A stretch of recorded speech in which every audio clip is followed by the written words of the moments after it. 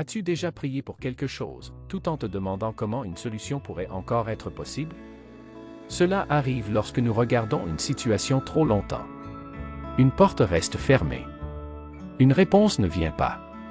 Un problème semble devenir plus compliqué. Et progressivement, nous pouvons commencer à mesurer ce que Dieu peut faire par ce que nous-mêmes pouvons voir. Alors une question devient essentielle. Comment faire confiance à Dieu lorsque rien ne semble encore changer? Sur le mont Carmel, Élie se trouvait devant une situation humainement impossible. L'autel était prêt. Le sacrifice était là. Mais Élie fit encore verser de l'eau sur le sacrifice, sur le bois et jusque dans le fossé. Pourtant, il pria et fit confiance à Dieu. Son expérience nous donne 3 leçons pour notre propre vie. D'abord, fais fidèlement ce que Dieu place devant toi, même lorsque tu ne vois pas encore le résultat. Élie prépara l'autel avant que le feu ne tombe. La foi ne consiste pas seulement à attendre. Elle peut aussi nous conduire à avancer dans l'obéissance avec ce que nous avons aujourd'hui.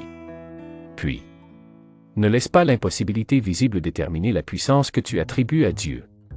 Élie ne pouvait pas produire lui-même le feu du ciel. Il savait ce qui lui appartenait de faire. Et ce qui appartenait à Dieu. Dans notre vie aussi, certaines situations dépassent complètement nos capacités. Nous pouvons faire notre part avec sagesse, prier. Puis laisser à Dieu ce que nous ne pouvons pas contrôler. Et pour finir, une réponse qui tarde ne signifie pas que Dieu a cessé d'être Dieu.